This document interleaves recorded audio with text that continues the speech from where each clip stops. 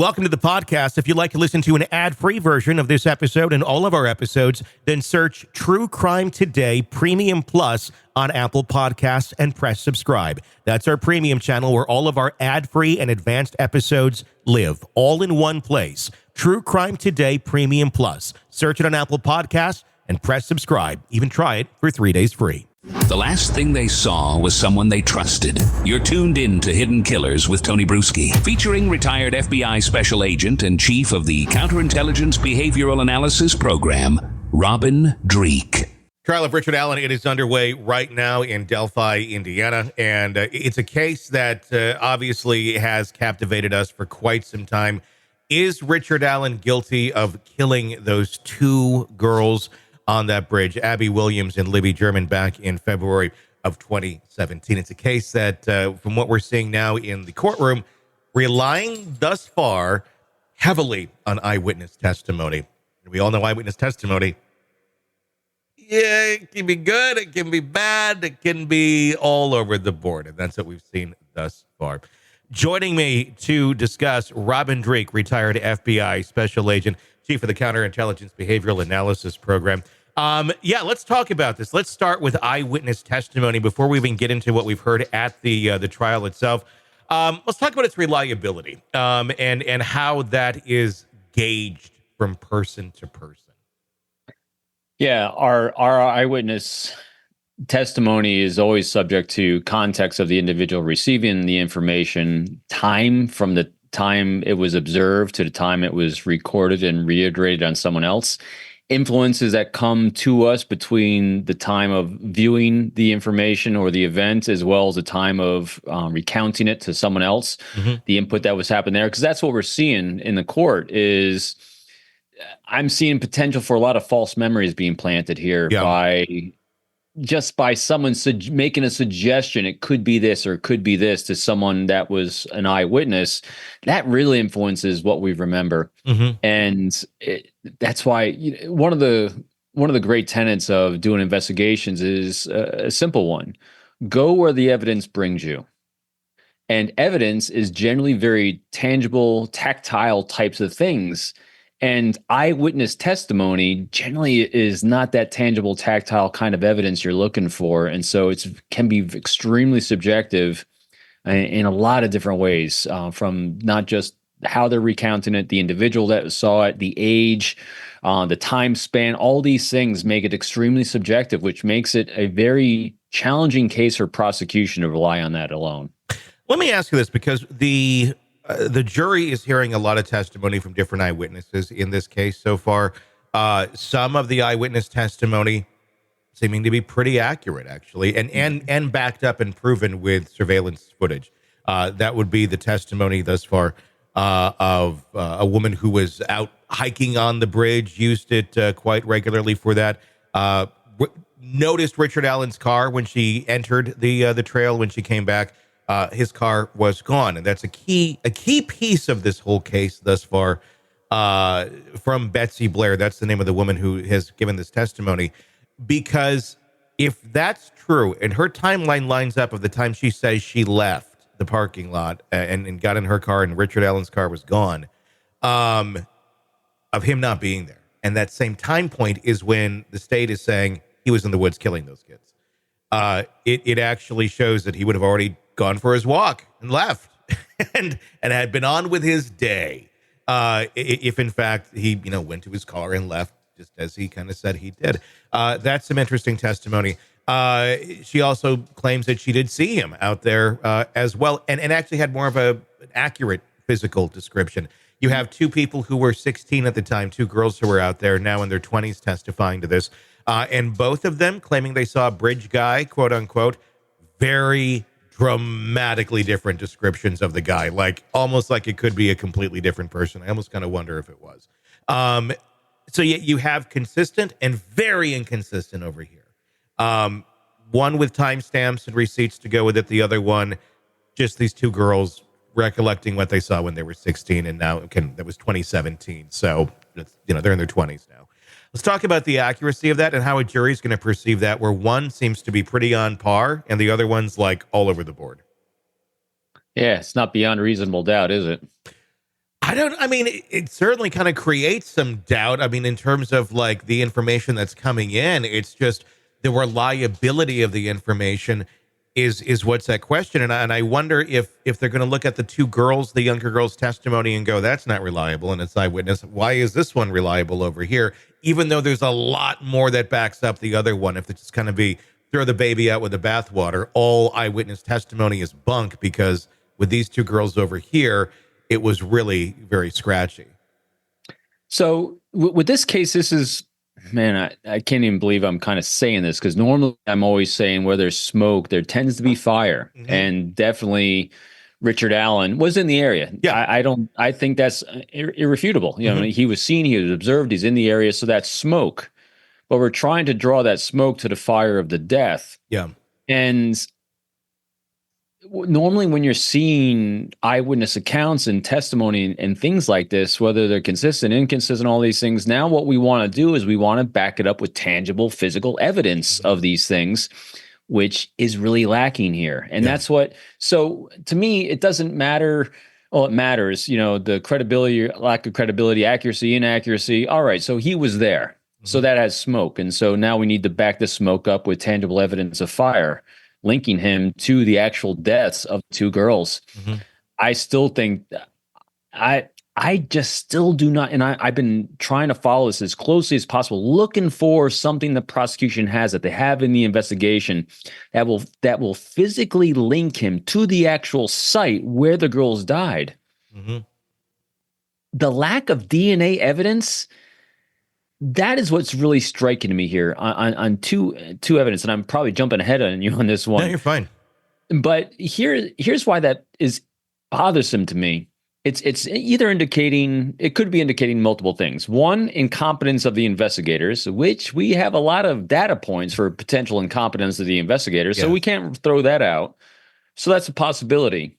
The other possibility is he wasn't there and didn't do it, which is innocence. And another possibility, which is also to me extremely remote, and I'll tell you why in a second, is that he was there, he did do it, and he was so good at covering his tracks and his DNA footprint that he's able to wipe it clean. But when you look at his courtroom behavior and all the reports of extreme mental duress, mental illness, and all his courtroom behavior of pacifying behaviors and all these things, and the trauma, you know, does that strike you as the type of individual to have the cognizant ability to pull off high crimes and misdemeanors of murder and have the wherewithal to cover his tracks to get away with it in this way? Yeah. So when you look at, you know, again, when you're using conjecture, you're always going to miss a data point in there. But from the optic I have, the data points are leaning towards, I just can't still make that connection, besides the fact of they have not demonstrated a known link between him and the girls. Random killings of two females by one male being totally random. Now they happen, but again, when you're looking at law percentages, there's very, very, very low. There wasn't a stalking. There wasn't a, I mean, it's not fitting a pattern of what you'd expect to see for this type of murder. Yeah, we are certainly not seeing at least as of now, a digital footprint or anything, which you think probably would have been introduced by this point of some sort of evidence of, like, on his phone, he was stalking the girls or whatever on the device. Nothing. There's nothing. It's just because he seems to be just living his normal life. And then suddenly one day, according to the prosecution, just snaps and decides to kill these two girls. Completely bizarre. And I apologize, Tony. Yeah. And no other run-in with the law, none. Correct? Yeah. Yeah. See, it's such it doesn't make any sense. Massive spike. Yeah, I mean, it's a huge spike in behavior. I will say this: we're talking about eyewitness testimony, and we've heard, many people in the courtroom. I know many people who are there. Bob Mata, defense attorney, host of the podcast Defense Diaries, he's on the ground with us, and he's giving us daily updates. But I'm checking other folks too, other people that we know, and they're reporting. People I trust, people that have been contributors in other stories here. And it's interesting because the observation on Richard Allen in that courtroom, very different from person to person. These are people I trust. These are good reporters. I talked with Bob Motta last night, and I asked him about that because I heard from some others that he's sitting there acting very, I guess, verklempt, like when the photos were being shown, swaying back and forth, this and that. Hmm. That's what some of the reporting said. We don't have a camera, so we don't really know. And I asked Bob, he's like, I haven't seen any of that. He's like, I don't know what they're talking about. He's like, number one, it's hard to see him face forward the way it's all set up. But number two, he's like, I'm not watching him all the time, but I'm seeing him interact with his attorneys. He's asking questions. He seems to be really with it, according to Bob. He's like, if we didn't know these other things about him, I don't think we'd even be questioning his competency in the courtroom right now. It's just interesting as we view all of it through each of our lenses, which is understandable because we've heard stories of him. We've seen him in court looking pretty like out of it. But apparently this time, not so much. But if you're already expecting that, that's, some confirmation bias right there. Yep.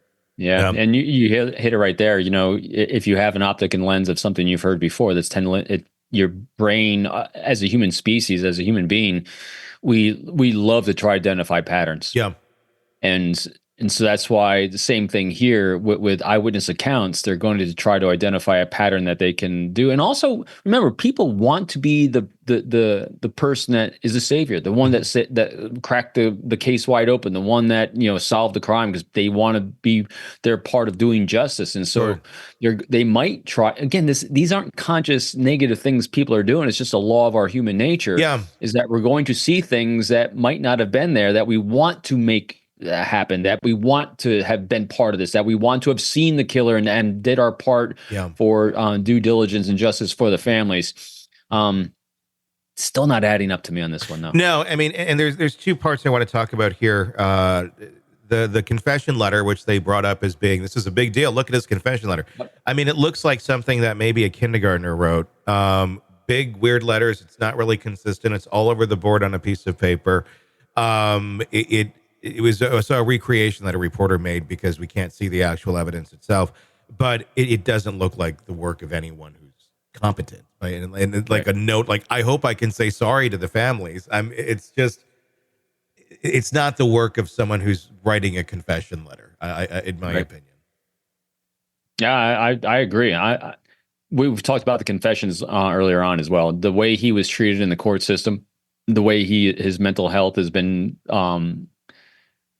talked about, so we don't know whether it is or isn't, but there's issues there, and the issues by the way he's been treated, and the fact that you described what that letter looks like, that's not shocking or surprising. I am not, and that Gull's allowing, the judge is allowing the confessions to stand because they weren't coerced. She said coercion and mental anguish. Where's that line drawn? Mental anguish essentially is coercion at a certain point. It is to me. It's exactly what that is. I mean, you're breaking someone down.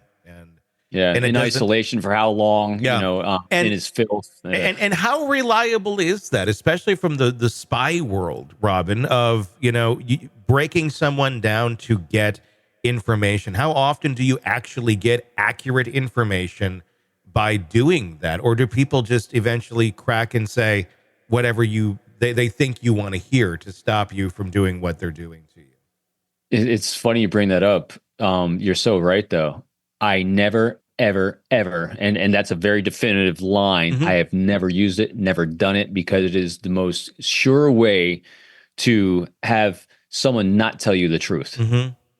Because people will say anything to allow themselves to feel safe again. So when you start, and a great friend of mine, Jack Schaefer, wrote the book, The Truth Detector, as well as The Like Switch, as well. My other friend, Joe Navarro, the body language expert. All these people will tell you, even using the word of elicitation, they won't even use the word of elicitation where you're compelling someone to tell you the truth, and they think it's all manipulation and everything. But we use this thought process and phraseology differently. We think, how do you inspire someone to share the truth with you before they have an opportunity to lie? And the way you do that is you allow them to feel safe, that it's okay to tell you the truth. There's lots of interviewing strategies to engage, but you're going to do things like rationalizations, projections, minimizers. You're going to help someone feel safe that it's okay to share information which might not be in their best interest. And you do that by not coercing, by not cajoling, by definitely not using manipulation or subterfuge, because all those things do not allow the other human being on the other side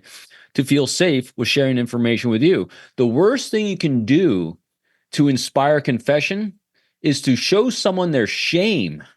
Another great author I love, Mike Reddington, he's a certified forensic interviewer. That is the worst thing you can do. And he's gotten people to confess just to minor things, shoplifting, in stores where they have no video evidence, but he was able to inspire them to share that they, did the shoplifting thing, because the last thing he did in the world was he showed them their shame. He used what we call deep, deep empathy, which is seeing the world through someone else's context and lens. And so all those things to me were missing when getting these confessions, and even I have other friends that worked at Guantanamo Bay, doing interrogations of terrorists. They didn't do that. Yeah. It does not work. I always say, I worked a lot of confidential human sources in my career in the FBI. And I always said this. I said, I'd rather have 7 people give me 120% of their effort willingly than 100 people give me 5% of their effort unwillingly, because you can't trust any of the information. So it's always about the behaviors of trust are really simple: open, honest communication, transparency, vulnerability. When you display those behaviors, you make the conversation about the other person. You don't show them their shame. You inspire them then to want to share the truth before they have an opportunity to lie. There's my long monologue. No, so you're saying locking someone in a solitary room for years on end with no trial and very weak evidence against them, and then to be tormented by judges or by prison guards with Odinist patches on for years on end, that may produce unreliable results. So as a behaviorist, it's really funny. No kidding, Tony. Yeah. You're exactly right. So as a behaviorist, when I hear things like that, I no longer am listening. I mean, my mind automatically tunes out to what the individual that's locked up says. Yeah. My mind automatically goes to what inspired them to want to do that to him. Yeah. So my mind shifts not from him, but to those that inflicted that on him, because that says more about them than anything coming out of Alan's mouth in that situation, because that can't even be counted. It's why, I've known and I've worked with polygraphers my entire career. Polygraphers will tell you the same thing. The polygraph machine is a great prop. When used well as a great prop, it inspires people to tell the truth before they have an opportunity to lie. Because all the machine does is measure physiological responses to stresses and thoughts. That's why, when you're working in the spy world and you're working with people that have, like intelligence officers on the opposite side, they fall in love with their own narrative. They can lie all day long and completely pass a polygraph because they believe it. Yeah. Method actors are the same thing in the movie industry. Yeah. If you're a method actor, you are living that life of who you are. And I guarantee you, they could probably pass a polygraph when they're in method acting role for a role they're doing, because they're so into that character. It's who they are. Yeah. That's why polygraph is not admissible in court, because again, it just measures physiological responses. So any physiological response Alan has to the stressors he was under, what he's saying in those situations, I'm not really paying attention. I'm paying attention to who are the people doing it to him, and what was their purpose for doing that. Yeah. Confirmation bias, I would guess, in a lot of cases. It's like, we got our guy. This is the guy who did that to those kids. And if you're not a deep thinker, you're going to feel, oh, yeah, he's a horrible human being. You still can't do that to a prisoner. I mean, when you get your wits about you and you're not thinking like a 10-year-old anymore, it's like, yeah, you can't torture the prisoners. They have to go to court. But if you're still thinking like a 10-year-old, you're like, yeah, let's poke him with a stick and nobody's going to stop us because that's the atmosphere, that's the climate of that prison, which it seems like it kind of was, according to many of the reports that we've heard. Let's talk about one other issue here. That's the unspent bullet that they found at the crime scene. Apparently it was like face down into the mud. This is literally the only physical thing that the state is saying connects Richard Allen to it. Why? Because he has a weapon that could put this bullet in it, technically. So did all the police who walked around that scene for hours and days, and there was a lot of them. And they found the bullet, by the way, after the police were on the scene walking around looking at it. They argue that the science of this, of the bullet itself, if you look at it, that it would have been cycled through this gun. Now, that science, It's not the most reliable, especially for an unspent bullet as well. This thing was not fired through the weapon. It was just allegedly cycled through. This is what they're putting a lot of weight on. How much weight does something like that truly hold when that is the only thing that they say could technically connect him to the scene? A forensic firearms expert is going to have to show how it's actually an Allen's gun. I have a Sig Sauer. Does that make me a suspect in this? Apparently, according to Delphi, yes. So here's my other question. So here's my advice to defense on this one. So here's a man that seemingly, if it is him, was able to and have the wherewithal to scrub the entire scene of all his DNA, but he leaves a bullet behind. Yeah. Spike from the pattern. Yeah. So it's either one or the other. He's either really, really good murderer or really, really bad murderer. And if he's really, really bad, he would have left the bullet and a lot of DNA evidence. If you're strangling two children and slitting their throats, there's a good likelihood that you're going to have some DNA on them, in some way, shape, or form. It's very rare that you would not have anything. So either did they not examine the crime scene well enough, or they did and they just don't have the pieces that add up to him. Hell, they found hair in one of the girl's hands. Allegedly, it belongs to a family member who's female. That doesn't help a whole lot, although it does make you question, why do you have a handful of your family member's hair? Which I guess is a pretty valid question at a murder scene. But there's just more that continues to come in here that does not point to Richard Allen. I'm waiting. This is more to me a case of, and it's sad because, the families are still looking for justice. Allen's looking for justice, but this seems to be a case of really, really bad police work to me. Yeah, it feels like that. And I've said it from the beginning. Is there a conspiracy going on here? I don't know that there is. I think I've said it from all along. Like I said, it's simply somebody fucked something up. So we got to cover that up. Oh, we got to cover up that we covered that up. We got to cover up that part too. Oh crap, I got to cover up that now. And it just layer. And then it starts looking really bad. This is how I think happened with Karen Reed too, where it's not necessarily a crime that they're covering up as if they were one of them was involved or something of that nature, meaning the police force, but more so just incompetency or bad work. And then it starts looking really, really bad. And in again, the meantime, it goes back to the victims' families. They're the ones still paying the price for it. Exactly. Then they have to pay the price for it. They have to go down this road with this man who may not very likely be guilty, but they want justice. So, they're going to have a preconceived a bias there of, well, maybe, he should be. They want somebody to go down. I'm not speaking for them, but they were testifying, and I can tell from what we can see, they're hoping they got their guy, but who knows? I hope that at the end of this, whatever the verdict is that everyone is 100% convinced it is what it is, because if it's not, if someone walks away, especially the victims, and say, I hope we were right, that means for the rest of your life, there's going to be doubt, and it's not fair. I agree. It's, I just don't know that we're ever going to get to that in this case. Not yet. Hopefully we get somewhere close. Welcome to the podcast. If you'd like to listen to an ad-free version of this episode and all of our episodes, then search True Crime Today Premium Plus on Apple Podcasts and press subscribe. That's our premium channel where all of our ad-free and advanced episodes live, all in one place. True Crime Today Premium Plus. Search it on Apple Podcasts and press subscribe. Even try it for 3 days free. You're neck deep in a dark, twisted tale, and just as the tension peaks, bam, a commercial about some miracle diet pill breaks the spell. It's like finding a fly in your soup after the first bite. But here's the fix. True Crime Today Premium Plus on Apple Podcasts. You get to enjoy your crime stories without the junk, ad-free episodes, extended interviews that go beyond the surface, and early access to all the gruesome details. It's like swapping out a can of cheap beer for a glass of fine whiskey. So search for True Crime Today Premium Plus on Apple Podcasts. Subscribe and keep the darkness flowing uninterrupted.